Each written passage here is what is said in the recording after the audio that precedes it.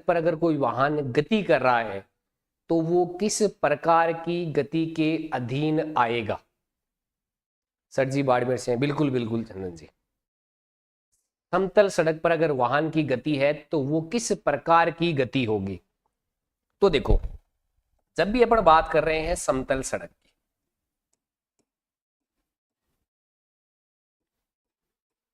समतल सड़क की अपन बात कर लें या फिर सरल रेखीय अपन बात कर लें, सरल रेखीय गति हो गई, तो ये जो भी गतियां हैं वो केवल और केवल एक दिशा में चलती है,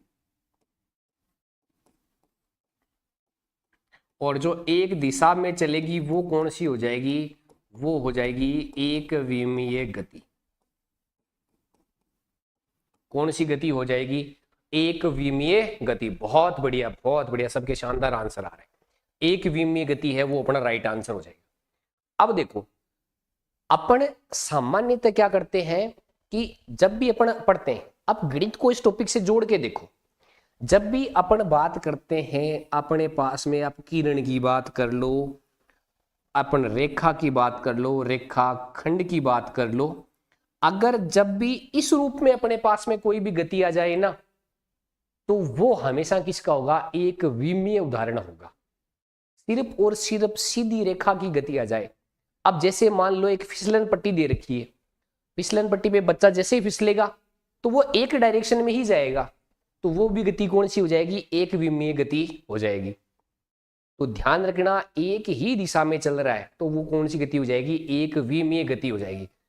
अब देखो, अगर मान लो मैं इस कक्षा में इस तरफ जा रहा हूं तो मैं एक ही तरफ गया तब तो एक विमीय है, लेकिन अगर यही गति में बार बार दोहरा रहा हूं तो ये आवर्त गति हो जाएगी। इस चीज का ध्यान रखना, अगर एक ही दिशा में है तो एक विमीय गति अपने हो जाएगी।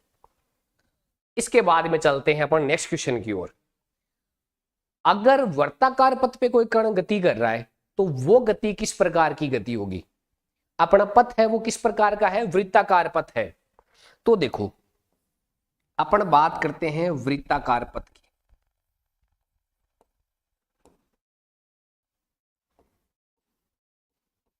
वृत्ताकार पथ की, अब देखो, वृत्ताकार पथ है, गणित वाले बच्चे इसके साथ में एक बार संबंध स्थापित जरूर कर पाएंगे।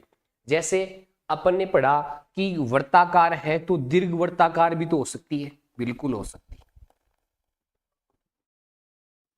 दीर्घ वर्ताकार है तो परवलयाकार भी हो सकती है, हो सकती है। अब ये पूछेंगे बच्चे जो कि परवलयाकार कैसी होती है, तो परवलयाकार होती है अपने परवलय के रूप में गति होती है।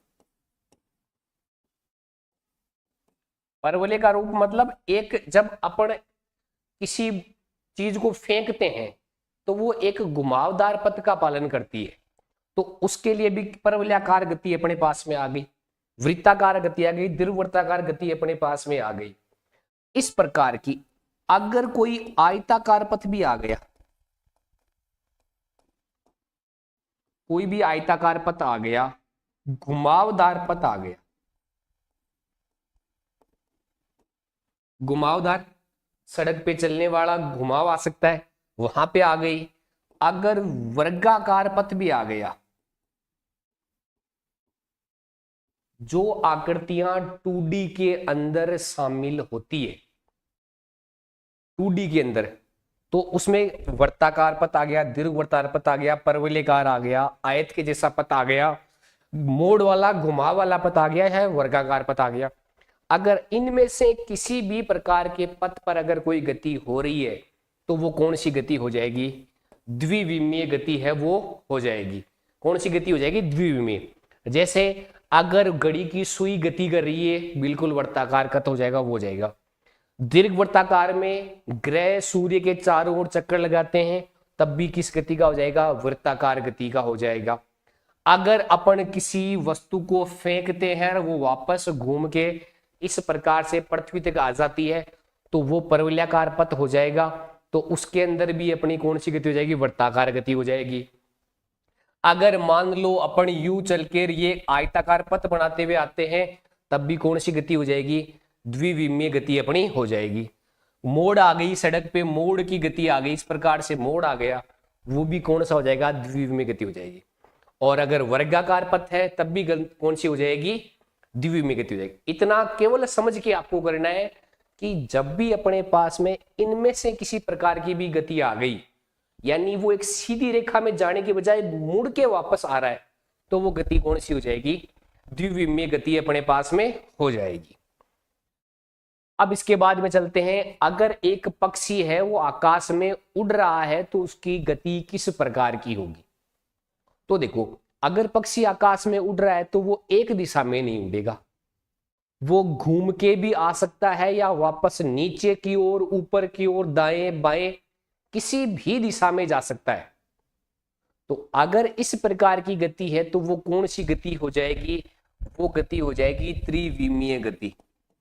और इतना ध्यान रख लेना, त्रिविमीय गति में अगर कहीं पर भी प्रश्न में आ जाए आकाश से संबंधित कोई भी गति आ जाए, आकाश में पतंग का उड़ना आ जाए या आकाश में पक्षी का उड़ना आ जाए, किसी भी प्रकार का संबंध आकाश के साथ में आ जाए, तो वो अपनी कौन सी गति हो जाएगी, त्रिविमीय गति हो जाएगी।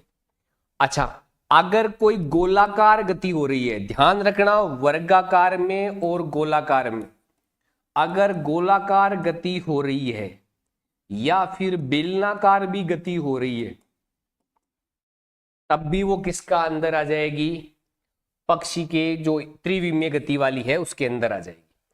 चाहे अगर आकाश के साथ संबंध आ रहा है या फिर गोलाकार पथ में आ रहा है और बेलनाकार में आ रहा है, इसमें भी अगर आ रहा है तब भी वो किसके अंदर आ जाएगी, त्रिविमीय गति के अंदर आ जाएगी। तो सामान्य गति की तीन चीजें थी, विमाओं के आधार पर तीन प्रकार की गतियां थी, एक विमीय, द्विविमीय और त्रिविमीय। और इन तीन प्रश्नों के माध्यम से मुझे लगता है कि अपन ने इन तीनों गतियों को बहुत अच्छे से कर लिया। इन तीन विधियों को लेकर अपने मन में कोई भी गति का डाउट नहीं होना चाहिए। अब इसके बाद में अपन अगली गतियों के बारे में बात करते हैं। अगला प्रश्न, गुब्बारे की गति। बिल्कुल गुब्बारे की गति आकाश में होगी तो वो भी त्रिविमीय का उदाहरण हो जाएगा। अगला प्रश्न है, कुम्हार की चाक की जो गति होती है वो किस प्रकार की गति होती है। चाक देखा है आपने, कुम्हार की चाक जो मिट्टी के बर्तन बनाता है या मिट्टी के जो भी बताता है,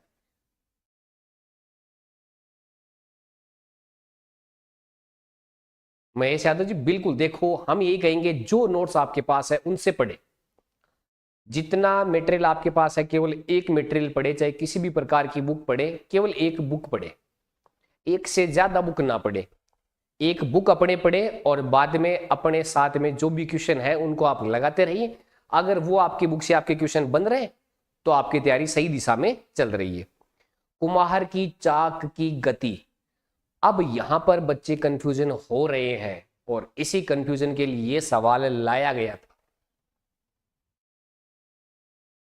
कुम्हार की चाक की गति, यहां पर बच्चे कंफ्यूजन हो रहे हैं वर्ताकार में और घूर्णन गति में, और इसीलिए ही ये क्वेश्चन लाया गया। तो ध्यान रखना, कुम्हार की चाक की जो गति होती है ना, वो गति क्या करती है, वो अपना एक निश्चित पथ होता है, एक निश्चित अक्ष होता है, उस अक्ष के चारों ओर वो अपना घूर्णन करती है। तो ध्यान रखना, किसी अक्ष के सापेक्ष अगर कोई घूर्णन करे तो वो क्या हो जाएगा, घूर्णन गति हो जाएगा।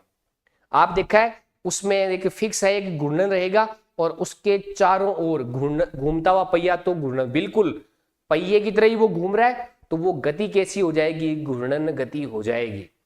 लेकिन अगर ऑप्शन में घूर्णन ना हो तो फिर वर्ताकार गति अपन कर सकते हैं।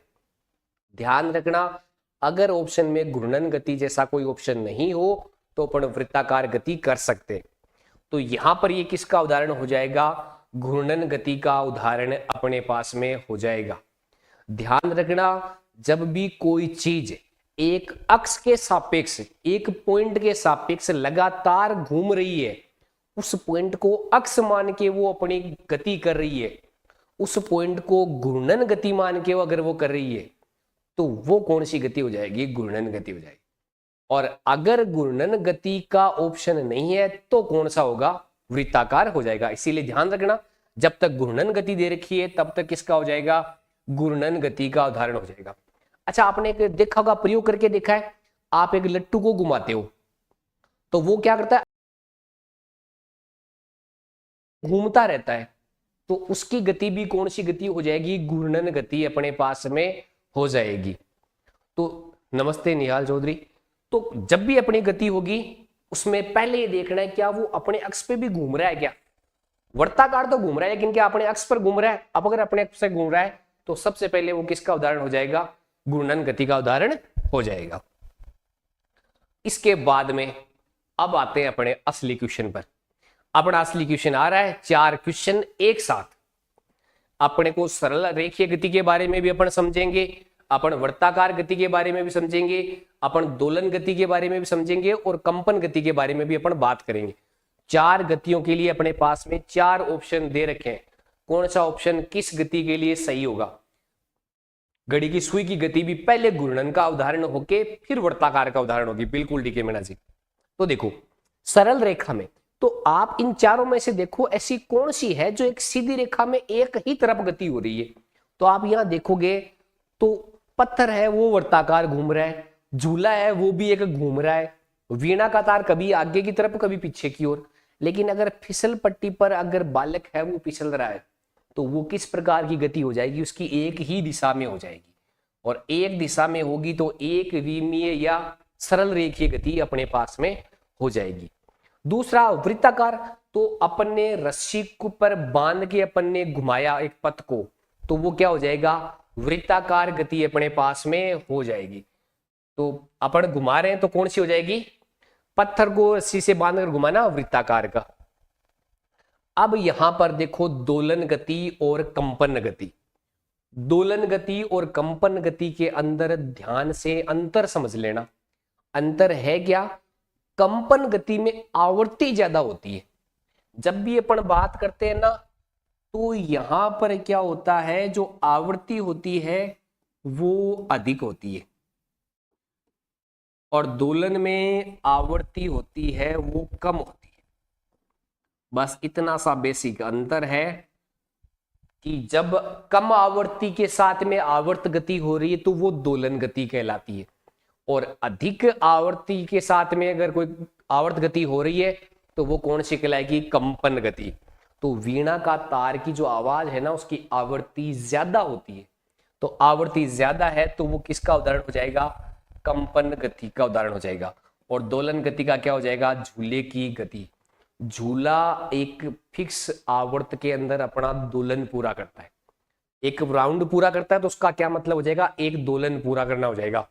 और कंपन में क्या हो जाएगा कि आवृत्ति ज्यादा हो जाएगी। तो अपने पास में क्या हो जाएगा, देखो पहले में 4 आ रखा है, तो पहले में 4 देखोगे तो सी और डी को तो आप हटा ही दोगे। दूसरे के अंदर क्या आ रखा है, ए आ रखा है, यहाँ भी सेम है। तीसरे के अंदर क्या आ रखा है, 2 आ रखा है, और चौथे में क्या आ रखा है, 3। तो आंसर अपना कौन सा आ जाएगा, बी। बहुत विनीता, डीके, केवी, निहाल, बहुत बेहतरीन, सुरेश, सबका आंसर सही आ रहा है। इसका मतलब आपकी तैयारी बहुत ही सही दिशा में चल रही है। इसी को कंटिन्यू अपन बनाए रखेंगे। इसके बाद में चलते हैं अपने नेक्स्ट क्वेश्चन की ओर। ध्यान रखना इस प्रकार के जब भी क्वेश्चन आए सबसे पहले आप यहां पर इस चीज को नोट कर ले। इस प्रकार एग्जाम में आप इस प्रश्न को गोलाई कर ले आप कि पहली बात तो पूछा कौन सा कथन गया है, सत्य पूछा गया है या असत्य कथन पूछा गया है। अब इस प्रश्न के लिए मैं आपको एक डिटेल में बताने की कोशिश करूंगा कि ये प्रश्न बहुत इंपॉर्टेंट है, यहां से सवाल पूछे जाते हैं, बच्चे कंफ्यूजन होते हैं।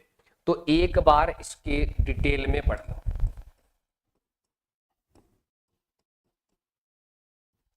आवर्त गति, दोलन गति और सरल आवर्त गति।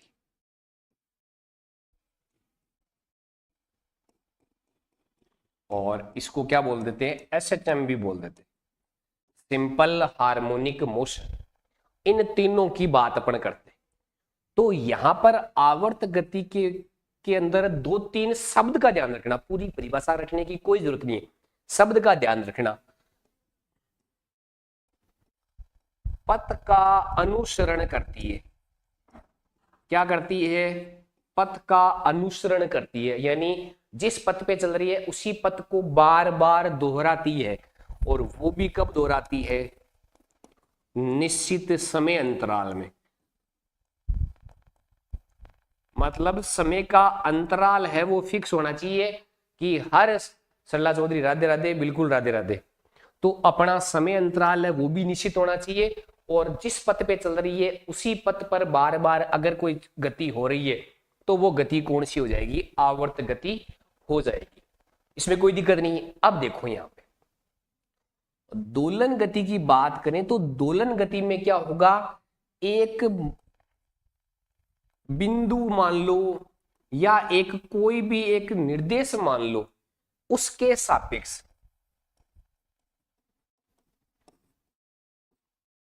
इधर उधर की जो गति हो रही हो, अगर दाएं बाएं भी बोल सकते हैं, इधर उधर की गति हो रही हो, और उसमें भी क्या हो?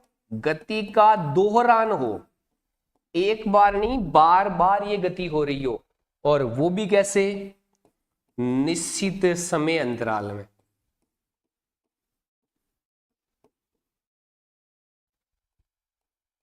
समय अंतराल में, निश्चित समय अंतराल में अगर एक बिंदु के सापेक्ष या उसमें गति हो रही है, एक बिंदु ले लिया, जैसे अगर ये मार्कर है, अगर मैं इस बिंदु के सापेक्ष अगर इसको इस तरफ ले जाके अगर छोड़ूंगा तो ये यहां पर दोनों तरफ जब ये गति करेगा तो वो गति कौन सी हो जाएगी? दोलन गति हो जाएगी। एक बिंदु के सापेक्ष हो रही है, दाएं बाएं या इधर उधर दोनों की गति हो रही है, लेकिन गति निश्चित समय बाद दोहराई जा रही है, तो वो गति कौन सी हो जाएगी? दोलन गति हो जाएगी।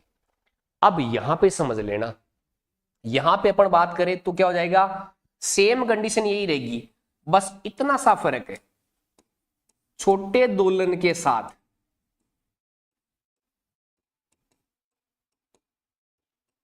होने वाली दोलन गति, होने वाली आवृत्ति या फिर दोलन गति बोल सकते हैं। अगर मान लो एक बिंदु के सापेक्ष कम दूरी तक जाने वाली छोटे दोलन वाली गति हो रही है, तब वो गति तो सरल आवर्त गति कहलाएगी। और अगर दोलन का मान बढ़ जाए, यहां से यहां तक आगे तक जा रही है, अगर मैं इस रूप में आपको बताऊं कि अगर यहां से इस रूप में यहां तक जाके और फिर वापस यहां तक आ रही है, तब तो ये यहां बिंदुओं तक जा रही है, तो इसको क्या मान सकते हैं? दोलन गति। और अगर ये एक इसके छोटे से हिस्से में ही आ रही है तो ये अपनी कौन सी हो जाएगी? सरल आवर्त गति, या क्या हो जाएगी? एसएचएम हो जाएगी। बिल्कुल घड़ी के पेंडुलम की गति क्या हो जाएगी? दोलन गति हो जाएगी। तो ध्यान रखना कि अगर छोटे भाग पे हो रही है तो एसएचएम है, और अगर वही दोलन बड़े भाग पे एक बिंदु के सापेक्ष हो रहे हैं तो वो कौन सी गति हो जाएगी? दोलन गति हो जाएगी। और अगर चाहे गति चाहे इस वर्ताकार रूप में हो या सीधे रूप में हो, किसी भी रूप में हो, अगर गति हो रही है और उस पथ का अनुसरण हो रहा है और निश्चित समय अंतराल में अनुसरण हो रहा है, तो क्या हो जाएगी? आवर्त गति अपने पास में हो जाएगी। अब यहां से परिभाषा के बाद में अपन इसके कंसेप्ट को और बेहतरीन तरीके से समझने की कोशिश करते हैं। वो देखो, अब देखो अपनी आवर्त गति है, क्या आवर्त गति में दोलन आ जाती है क्या? बिल्कुल आती है। आवर्त गति में कौन सी गति आ सकती है? दोलन गति आवर्त गति के अंदर आ सकती है। क्या सरल आवर्त गति दोलन गति में आ सकती है क्या? बिल्कुल आ सकती है। क्या एक वर्ताकार गति, वर्ताकार गति है जिसमें क्या है? दोहरान अवेलेबल है, मतलब वो वर्ताकार पथ में बार बार दोहराई जा रही है, तो ये तीनों प्रकार की गतियां आवर्त गति हो सकती है। इसका मतलब मैं ये बोल सकता हूं कि प्रत्येक दोलन गति आवर्त गति है। जो भी दोलन गति होगी वो कौन सी होगी? आवर्त गति होगी। जो भी सरल आवर्त गति होगी वो आवर्त गति भी होगी, और जो भी वर्ताकार गति अगर दोहरान कर रही है तो वो भी कौन सी होगी? आवर्त गति होगी। अच्छा, दोलन गति की बात करें तो देखो, छोटे दोलन वाले हैं वो इसमें आ जाएंगे, तो हर एसएचएम सरल आवर्त गति, जो भी सरल आवर्त गति है वो सारी की सारी किस प्रकार की गतियां होगी, दोलन गतियां होगी। और एसएचएम है वो सबसे छोटे पार्ट में आ जाएगा अपने पास। अब यहां से क्या हुआ, जो भी एसएचएम है वो दोलन गति है, लेकिन उल्टा भी समझ लो, हर दोलन गति एसएचएम हो जरूरी नहीं है। हर एसएचएम, हर सरलावर्त गति दोलन गति होती है, लेकिन हर दोलन गति सरलावर्त गति हो कोई जरूरी नहीं है। हर दोलन गति आवर्त गति होती है, लेकिन हर आवर्त गति दोलन गति हो कोई जरूरी नहीं। हर सरल आवर्त गति आवर्त गति होती है, लेकिन हर आवर्त गति सरल आवर्त गति हो ये जरूरी नहीं है। तो अपने को इन चीजों का ध्यान रखना चाहिए कि आवर्त गति है क्या, दोलन गति क्या है, और सरल आवर्त गति ये चीजें है क्या। तो इन चीजों के बाद में अपन चलते हैं अपने इस क्वेश्चन की ओर। अब अपने को क्या है, इसमें असत्य स्टेटमेंट है, रोंग स्टेटमेंट बताना था। तो देखो, दोलन गति है वो आवर्त गति का ही तो भाग होती है, इसका मतलब ये अपना स्टेटमेंट है ये तो सत्य है कि हर दोलन गति आवर्त गति होती ही होती है। नरेश मीणा बहुत बहुत धन्यवाद। सरल आवर्त गति आवर्ती गति होती है, बिल्कुल, दोबारा बिल्कुल बताते, ये भी क्या हो जाएगा, सत्य हो जाएगा। क्या दोलन सरल आवर्त गति होती है क्या, नहीं होती है, क्या हो जाएगा, असत्य हो जाएगा। सरल आवर्त गति दोलन गति होती है कि बिल्कुल होती है, सत्य। अब भी अगर देखो समझ में नहीं आए तो सीधा रूप में देखो, अपने पास में क्या है, आवर्त गति, और आवर्त गति का ही दूसरा रूप है, छोटा रूप मान लो दोलन गति। दोलन गति, और दोलन गति से ही छोटा रूप मान लो सरल आवर्त गति।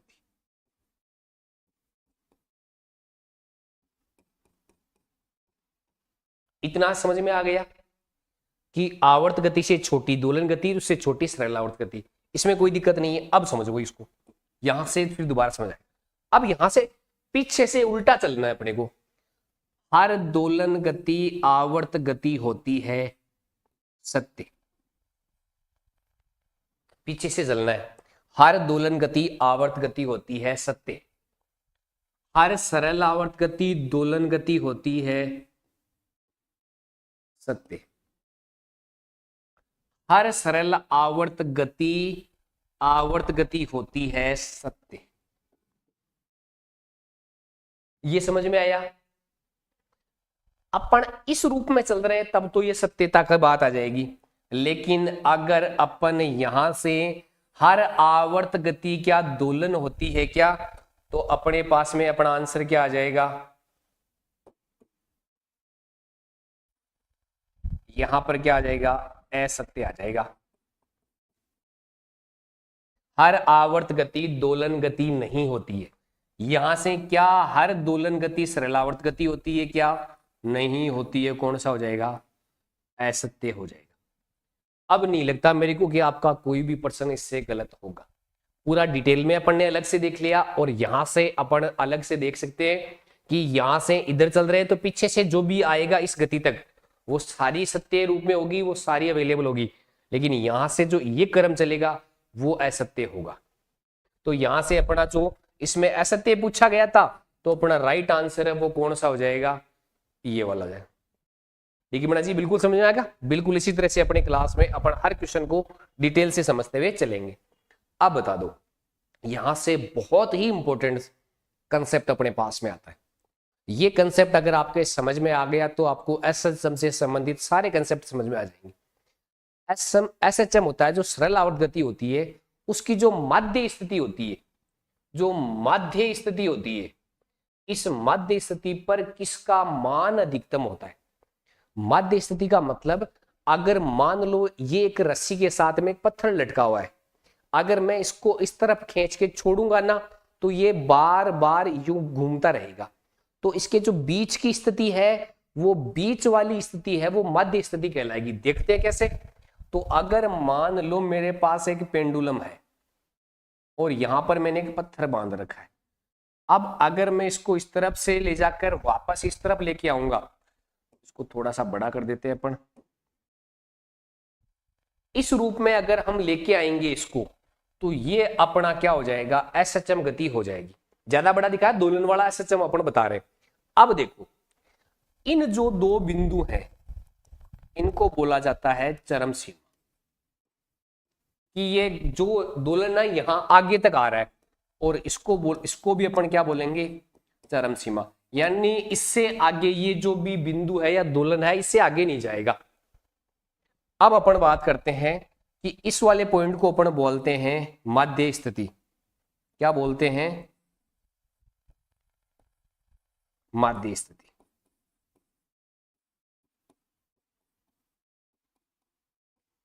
अब यहां से इस कंसेप्ट को समझ लेना, समझने की कोशिश करना कि अगर मान लो अपन ने इस रस्सी से पत्थर बंधा हुआ था, इस पत्थर को अपन ने खींचा, तो अपन जब भी इस पत्थर को खींचते हैं तो आपने कंसेप्ट पढ़ा होगा।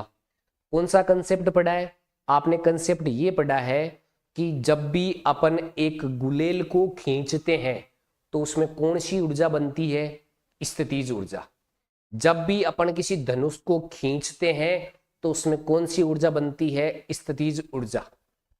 तो इनमें भी अपन क्या करते हैं, जब इस धागे को अपन इसकी चरम सीमा तक खींचते हैं तो वहां पर अपने को क्या बन जाती है, अपने पास में स्थितिज ऊर्जा बन जाती है।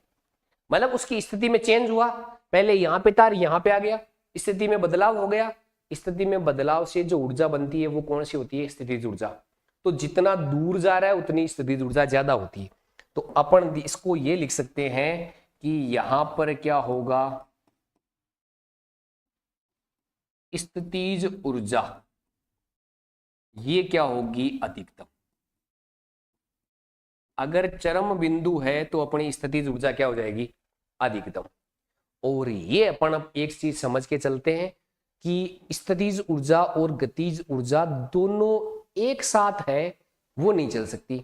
जहां स्थितिज ऊर्जा अधिकतम होती है वहां पर गतिज ऊर्जा न्यूनतम होती है। तो ये चाहे चरम सीमा में किसी बिंदु पर हो, तो यहां पर क्या हो जाएगा, गतिज ऊर्जा न्यूनतम। अच्छा, ऐसा मैंने क्यों बोला कि स्थितिज ऊर्जा अधिकतम है तो गतिज ऊर्जा न्यूनतम होगी? ऊर्जा संरक्षण का नियम, कुल ऊर्जा हमेशा संरक्षित रहती है, तो जब स्थितिज ऊर्जा अधिकतम होगी तो गतिज ऊर्जा क्या होगी, न्यूनतम होगी।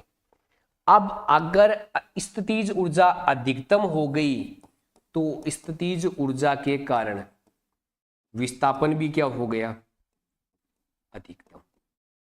ये अपन अभी चरम बिंदु की बात कर रहे हैं, विस्थापन। गतिज ऊर्जा न्यूनतम हो गई तो वेग भी है वो क्या हो गया, न्यूनतम हो गया।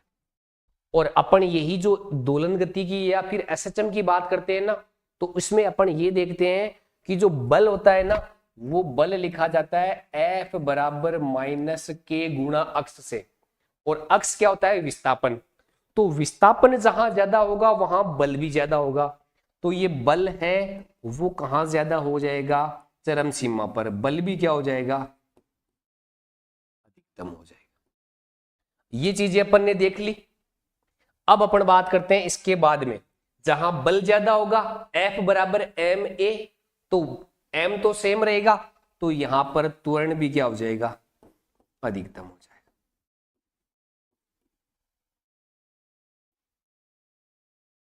ये सारी चीजें कहां हो रही है, चरम बिंदु पर हो रही है।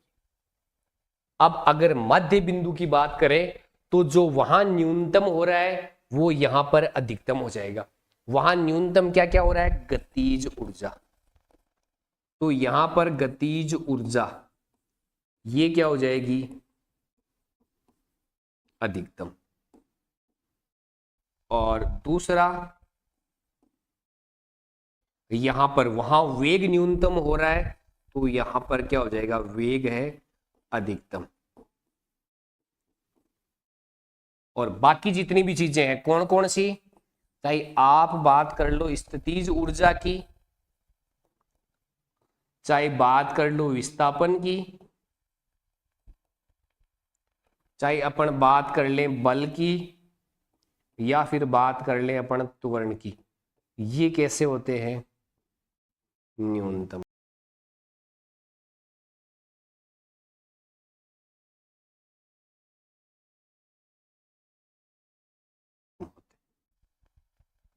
ये चीज समझ में आ गई?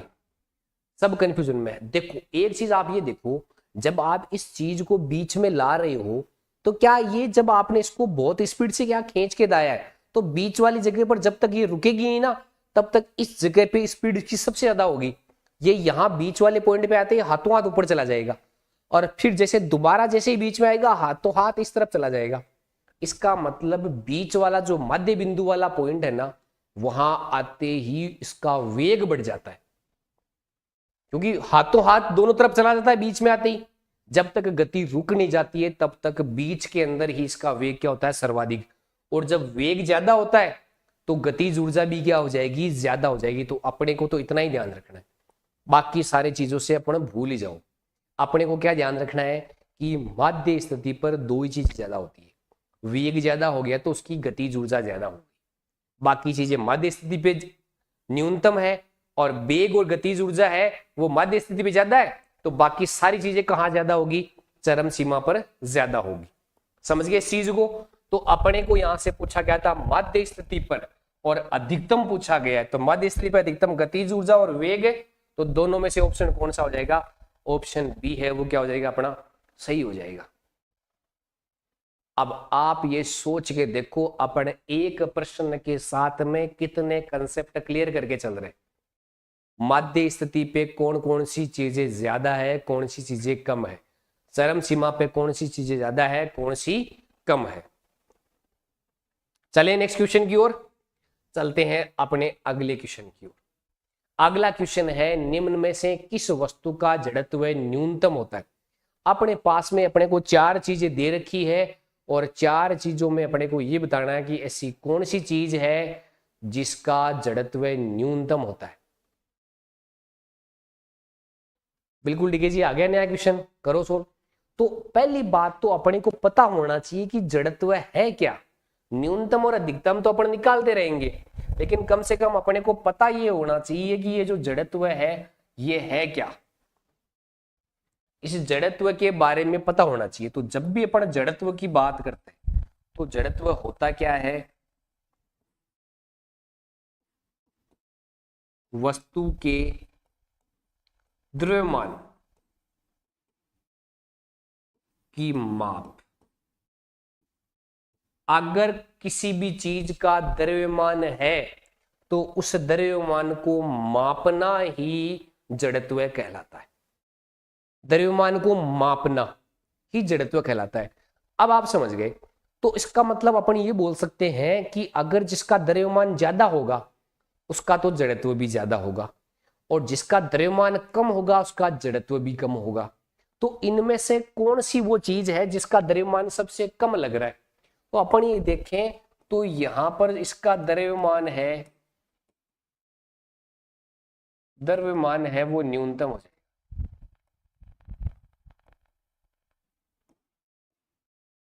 और द्रव्यमान न्यूनतम है तो उससे अपन क्या समझेंगे कि इसका जड़त्व है वो भी कैसा हो जाएगा? न्यूनतम हो जाएगा। और इन चारों में अब बात करें रेलगाड़ी की तो इसका द्रव्यमान क्या है? यहां सर्वाधिक है और जब इसका द्रव्यमान सर्वाधिक होगा तो इसका जड़त्व भी क्या हो जाएगा? सर्वाधिक हो जाएगा। तो इस कंसेप्ट को आप समझ गए होंगे कि द्रव्यमान ज्यादा तो जड़त्व ज्यादा, द्रव्यमान कम तो जड़त्व कम। तो अपना राइट आंसर है वो कौन सा हो जाएगा? ऑप्शन ए गेंद वाला है वो अपना क्या हो जाएगा? राइट आंसर हो जाएगा। बिल्कुल बिल्कुल, डीके और सरला जी का आंसर बिल्कुल सही आ रहा है, बहुत बढ़िया। इसके बाद में चलते हैं अपन नए क्वेश्चन की। अब देखो अपन ने अब तक जो बात की ना वो विभिन्न प्रकार की गतियों की बात की कि गतियां कौन कौन सी हो सकती है, गतियों के उदाहरण क्या क्या हो सकते हैं, गतियों से संबंधित चीजें बात की। अब अपन बात करेंगे गति के आधार पे जो नियम बन रहे हैं उन नियमों के बारे में चर्चा करेंगे। तो सबसे पहला नियमों से बनने वाला सवाल क्या है कि न्यूटन के द्वारा गति के 3 नियम दिए गए और 3 नियमों में वो कौन सा नियम है जो गैलीलियो से संबंधित रखता है? बिल्कुल सरला जी, प्रिंस का आंसर बहुत बढ़िया है। तो देखो, गति का जो प्रथम नियम है जिसको अपन कौन सा बोलते हैं? जड़त्व का नियम। कौन सा नियम बोलते हैं? जड़त्व का नियम। ये जड़त्व का नियम है, इसका संबंध किसके साथ है? गैलीलियो के साथ में। डीके चौधरी का भी, डीके मीना जी का भी बिल्कुल सही आ रहा है। गति का द्वितीय नियम है, ये किस पे आ जाता है? रेखीय संवेग संरक्षण पे। रेखीय संवेग संरक्षण नियम। और तीसरा नियम तो सबसे चर्चित नियम है, कौन सा हो जाएगा? क्रिया प्रतिक्रिया नियम।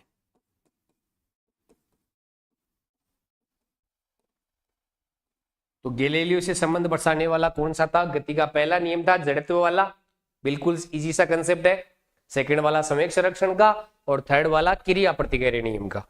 तो जो इसमें से गैलीलियो ने जिसके बारे में चर्चा की वो इसका पहला नियम था, जड़त्व वाला। अब अपन चलते हैं अगले क्वेश्चन की ओर। क्वेश्चन को ध्यान से सोच समझ के आंसर देना इसका। प्रश्न क्या कह रहा है? न्यूटन की गति के किस नियम द्वारा बल का मात्रात्मक वर्णन किया जाता है? यानी बल कितना लगेगा, इस बल के बारे में बात की जाती है। बल की मात्रा का, यहां से प्रश्न को समझने का प्रयास करना। बल की मात्रा का वर्णन किया जाता है। तो देखो, जब भी अपन बात करते हैं फर्स्ट नियम, तो फर्स्ट नियम क्या बताता है? बल का गुणात्मक वर्णन।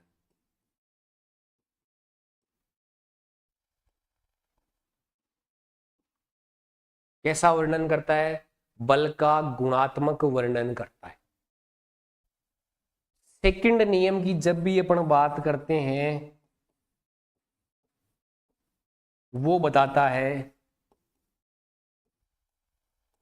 बल का मात्रात्मक वर्णन। और थर्ड वाली नियम में जो आंसर आप दे रहे हो, थर्ड वाला नियम, वो बताता है बल की दिशा वाला नियम, कि बल है वो एक दूसरे के विपरीत दिशा में लगते। संतुलित बल का नियम जो भी बताता है वो कौन सा बताता है? तृतीय नियम। जितना पीछे का बल लगेगा उतना ही आगे का बल लगेगा। तो ध्यान रखना, यहां से दोनों कंसेप्ट क्लियर कर लेना। जब भी बात हो गुणात्मक वर्णन की, बल के गुणों के बारे में, कि बल किस अवस्था में लग रहा है गुणात्मक रूप में, तो वो नियम कौन सा हो जाएगा? पहला नियम। लेकिन बल की मात्रा का कैसे? F बराबर dp बटा dt। तो बल का मान निकलता है उसमें, कि संवेग में जितना परिवर्तन हो रहा है उससे बनने वाला बल कितना होगा। उस बल का मान अपने को किस नियम से प्राप्त होता है? द्वितीय नियम से। अपन तीसरे नियम में कहीं पर भी अपन ये नहीं बोलते हैं कि इतना बल लगा, अपन यही बोलते हैं क्रिया के समान प्रतिक्रिया बल लगा। तो ध्यान रखना, बल का मात्रात्मक वर्णन कौन सा बताता है? सेकंड वाला नियम, कि जो अपना संवेग संरक्षण का नियम है वो वाला। तो किसके द्वारा आ जाएगा? सेकंड नियम। बिल्कुल प्रेरणा संवेग संरक्षण के आधार पे बताता है। अब इसके बाद में चलते हैं अपन आगे की ओर। देखो, अपन ने तीनों नियमों के बारे में संक्षिप्त चर्चा कर ली। अब अपन बिल्कुल बिल्कुल, यस विनीता जी बहुत सही, पेड़ की टहनी को हिलाने पर फल नीचे गिर जाता है, इसमें से किस नियम का पालन इसमें हो रहा है? स्थिर जड़त्व के नियम का, गतिशील जड़त्व के नियम का, क्रिया प्रतिक्रिया नियम का, या संवेग संरक्षण के नियम का? किस बल नियम के द्वारा जब भी अगर एक पेड़ है उसकी टहनी को अपन हिलाएंगे तो उससे फल है वो नीचे गिर जाएंगे? बिल्कुल बिल्कुल, प्रेरणा का आंसर, प्रिंस का आंसर आ रहा है बहुत बढ़िया, डीके का भी आंसर बहुत बढ़िया है, बिल्कुल बिल्कुल, पूजा का सबका आंसर आ रहा है बहुत ही बढ़िया। स्थिर जड़त्व का नियम, अब इसका स्टेटमेंट आप देख लो। ओम प्रकाश जी रहा, बिल्कुल सही आंसर आ रहा है। इस नियम का अपन बात करते हैं स्टेटमेंट की, क्या कहता है कि अगर कोई वस्तु स्थिर अवस्था में है, रुकी हुई अवस्था में है, तो वो रुकी हुई अवस्था में कब तक रहेगी? जब तक उस पर कोई बाह्य बल कार्य नहीं कर रहा है। जब तक अपन बाहर से उस पर कोई भी बल नहीं लगाएंगे तो वो वस्तु उसी अवस्था में रुकी रहेगी, स्थिर रहेगी। तो यहाँ पे क्या था, पेड़ की टहनी अपनी स्थिर अवस्था में रुकी हुई थी, तो अपन ने क्या किया, उस पर बाहर से बल लगाया, तो बल लगाने से फल है वो क्या हो गए, नीचे गिर गए। और एक चीज ये जो स्थिर अवस्था का जड़त्व का नियम है, ये अपनी अवस्था में परिवर्तन का विरोध भी करता है।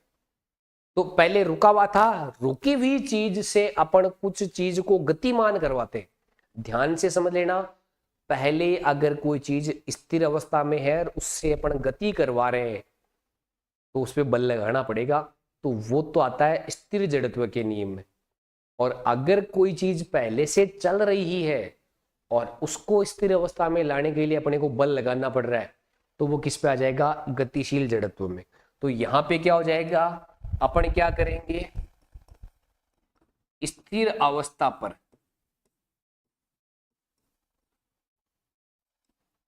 बल लगाकर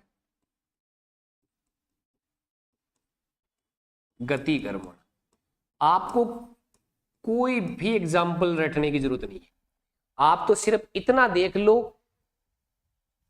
कि हो क्या रहा है। देखो सरला जी, आपका आंसर उल्टा आ रहा है।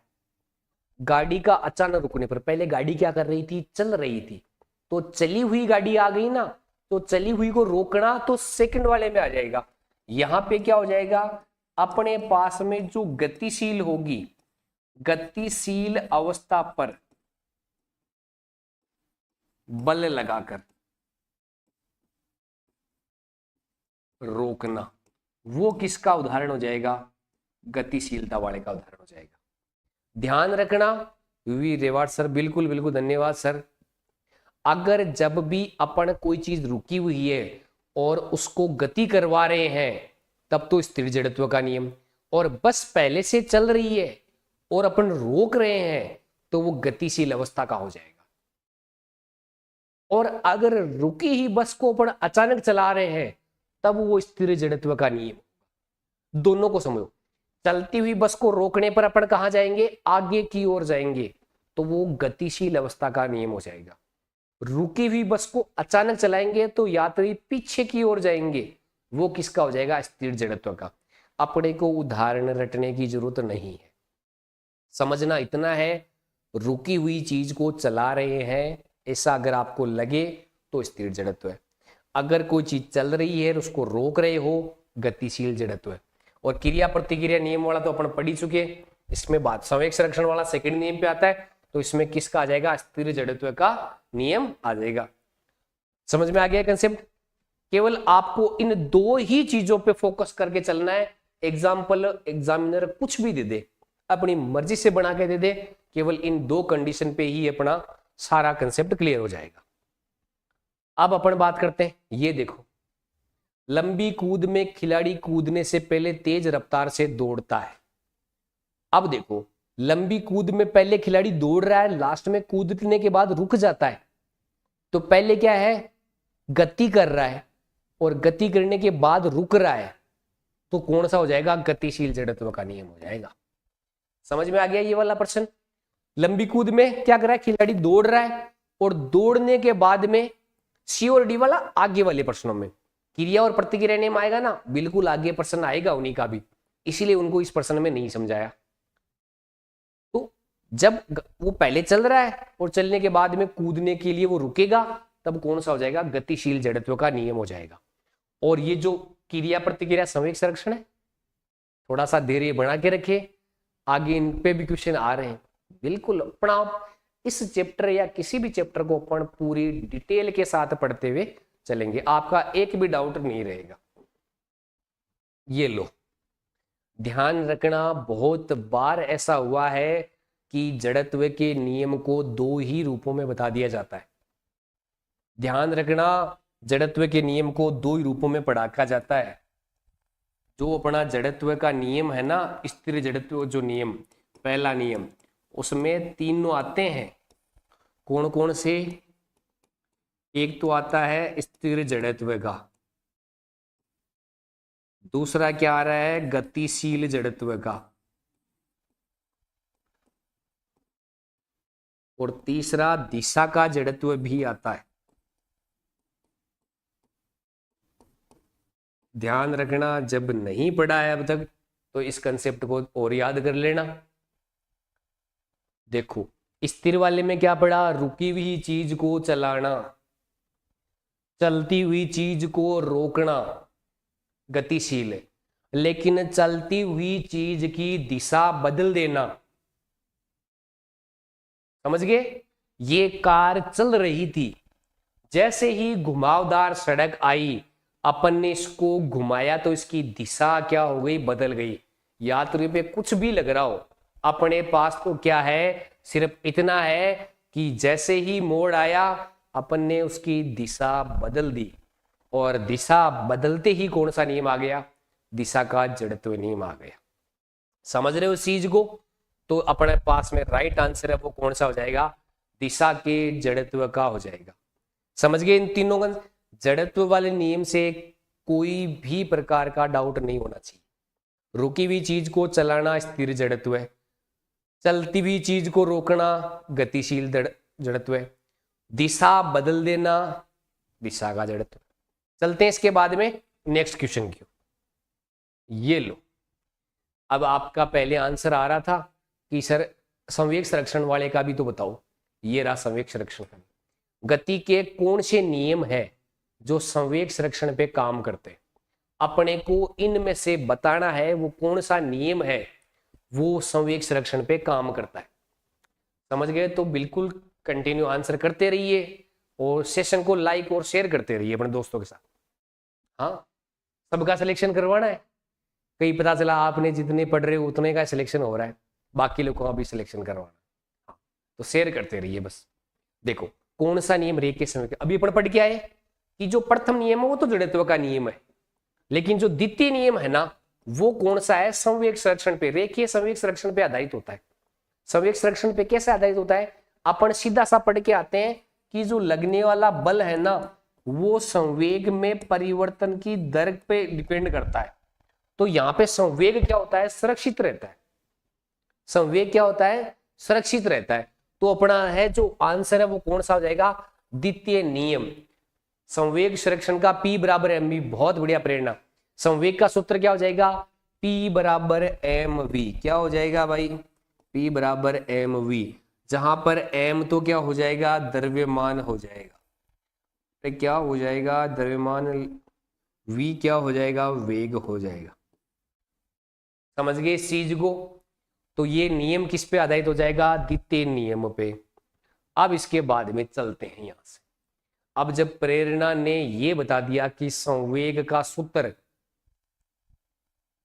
हाँ बिल्कुल बिल्कुल जयंती जी, सिलेक्शन करना होकर रहेगा, सिलेक्शन आपका होकर रहेगा, बस आप कंटिन्यू क्लास के साथ बने रहिए। संवेग का सूत्र अपन ने क्या बताया, m गुणा v बताया, तो उसी से उसका मात्रक भी बन जाएगा। देखो अपन ने क्या पढ़ा, P बराबर mv, m गुणा v। तो देखो द्रव्यमान है तो उसका मात्रक तो क्या होता है, किलोग्राम। इसका मात्रक तो किलोग्राम हो गया। यहां पर v है, v का मात्रक क्या होता है, v का मात्रक होता है मीटर प्रति सेकंड, यही होता है। तो द्रव्यमान का तो किलोग्राम हो गया और इस वेग का क्या हो गया, मीटर प्रति सेकंड हो गया। यहां से ये तो इसके लिए आ गया और वेग का क्या हो गया, मीटर प्रति सेकंड हो गया। तो देखोगे तो कौन सा हो जाएगा, देखो यहां पर मीटर प्रति सेकंड, यहां पे देखो केजी मीटर ही दे रखा है तो ये तो गलत हो जाएगा। केजी मीटर प्रति सेकंड स्क्वायर दे दिया, ये गलत हो गया। तो अपना राइट आंसर कौन सा हो गया, सॉरी राइट आंसर कौन सा हो गया, ए वाला अपना राइट आंसर हो गया। किलोग्राम मीटर प्रति सेकंड किसका मात्रक हो गया, संवेग का मात्रक हो गया। समझ रहे इस चीज को? अच्छा बिल्कुल बिल्कुल। तो देखो अब चलते हैं अपन नेक्स्ट क्वेश्चन की। नेक्स्ट क्वेश्चन क्या कह रहा है, अच्छा प्रेरणा जी पूछे इसकी विमा क्या होगी, विमा कैसे निकालोगे, मीटर वाले हैं उसको लंबाई के साथ व्यक्त अपन करेंगे और सेकंड वाला समय के साथ आ जाएगा, और द्रव्यमान है उसको m के साथ में व्यक्त अपन कर देंगे, हो जाएगा। अब देखो यहां से अपने को पूछा गया कि तेज गति से आने वाली क्रिकेट गेंद को पकड़ने के लिए क्षेत्ररक्षक अपने हाथों को पीछे क्यों करता है। ये चीज जब आपने नोट की होगी, आपने क्रिकेट को देखा होगा, जब भी आप या क्रिकेट देखा भी नहीं, आप जब कैच करने की कोशिश करते हो तो स्पीड से अगर कोई गेंद आ रही है तो अपने हाथों को आप पीछे की ओर लेते हो। उसका पीछे की ओर लेने का कारण क्या है? वो क्षेत्र से डर जाता है गेंद से, यही होता होगा, क्योंकि इससे गेंद को लक्ष्य बनाने में मदद मिलती है, यानी गेंद को देखने में मदद मिलती है। तीसरा क्या कर रहा है, वह इससे गेंद के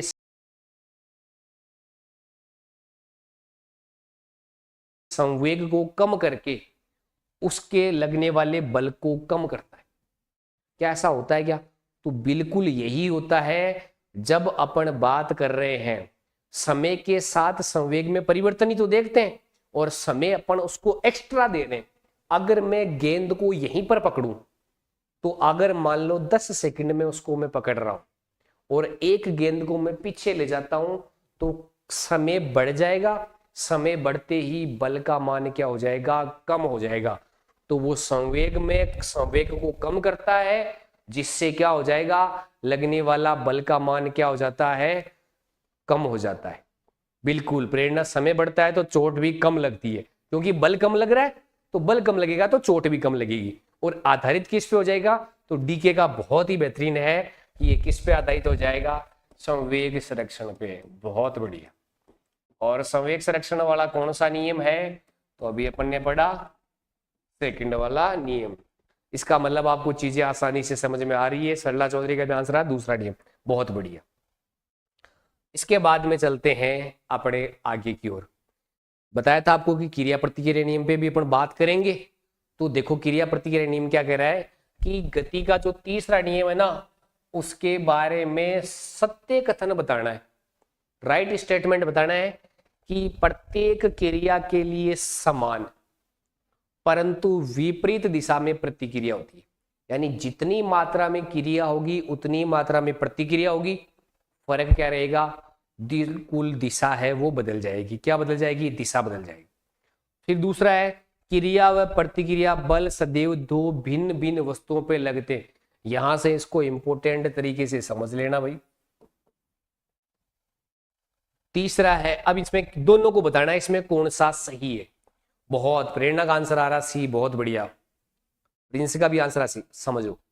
अगर मान लो अगर मैं एक नाव लेके समुद्र के पानी में जा रहा हूं, सर ये पीवाई की क्वेश्चन है, ये तो गलत नहीं होंगे, बिल्कुल कभी भी गलत नहीं होंगे। इस प्रकार से आप चलते रहोगे तो बिल्कुल गलत नहीं होंगे। तो देखो अगर मैं नाव लेकर अगर पानी में जा रहा हूं तो मेरे को नाव को आगे चलाने के लिए पानी को पीछे धकेलना पड़ेगा। तो क्रिया किस पे हो रही है? पानी पे। अगर अपन उदाहरण देखते हैं पानी में नाव का चलना, तो इस उदाहरण से समझने की कोशिश करना। देखो क्रिया किस पे लगेगी? पानी पे, क्योंकि अपन कर रहे हैं तो क्रिया किस पे लगेगी? पानी पे। अपन क्या करेंगे? पतवार से उस पानी को पीछे धकेलेंगे, तो क्रिया किस पे हुई? पानी पे। जैसे ही अपन ने पानी को पीछे धकेला, पानी क्या करेगा? उस नाव को आगे धकेलेगा, तो प्रतिक्रिया किस पे हो गई? नाव पे। प्रतिक्रिया किस पे हो गई? नाव पे। समझ में आ गया?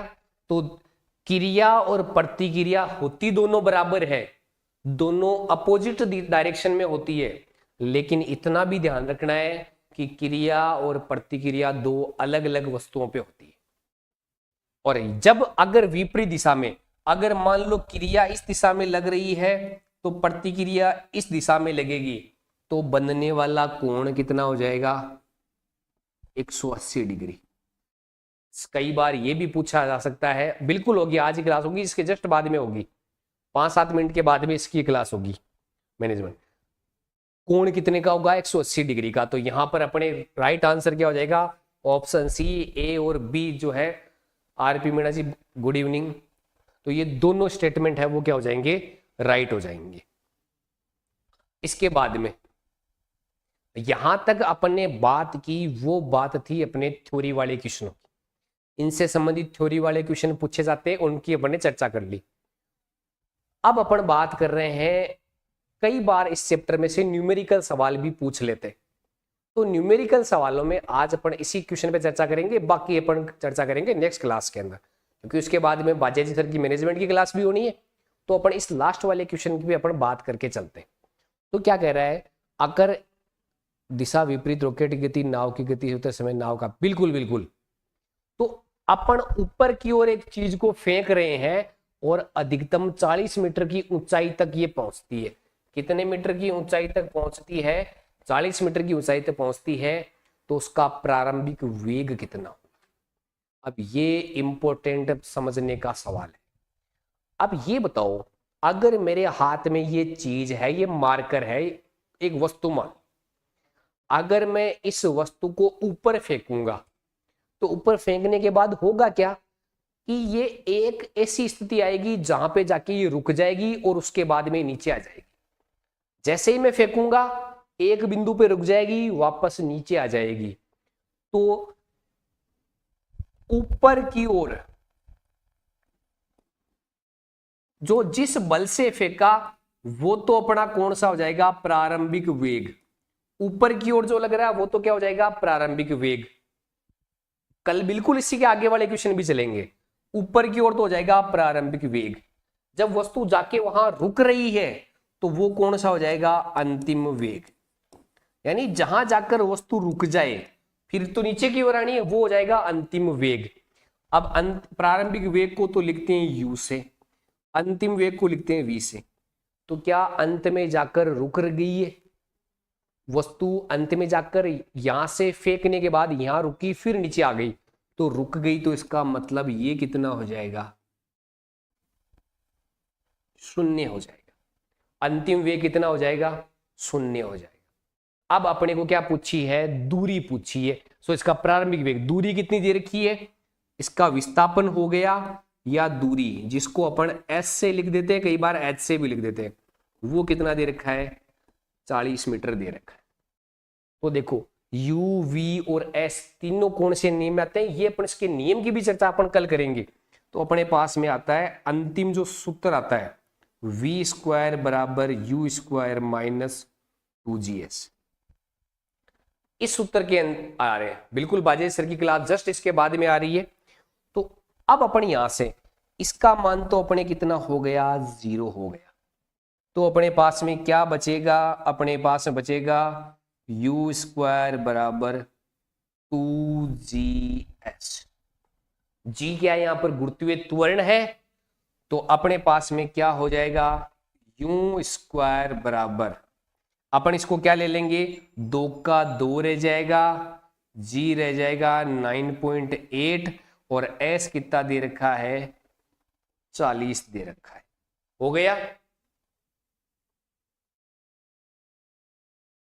बिल्कुल बिल्कुल। तो अब इसके बाद में ये अपने पास में कितना हो जाएगा? जब ये कितना हो जाएगा? 9.6 और ये कितना हो जाएगा? 4। तो ये लगभग अपने पास में कितना हो जाएगा? 784 हो जाएगा। और जब भी अपन इसको निकालेंगे अंडर रूट में, तो ये अपने पास में क्या आ जाएगा? 28 आ जाएगा। कितना आ जाएगा? 28। बिल्कुल बिल्कुल। तो अब आज की क्लास अपन करते हैं यहीं पे समाप्त। आज की क्लास कैसी रही कमेंट करके बताइए, और अपन इसके आगे वाले क्वेश्चन है उन पे चर्चा करेंगे अपन नेक्स्ट क्लास में। तब तक के लिए बहुत बहुत धन्यवाद। और आगे की जो क्लास रहेगी वो रहेगी बाजाजी सर की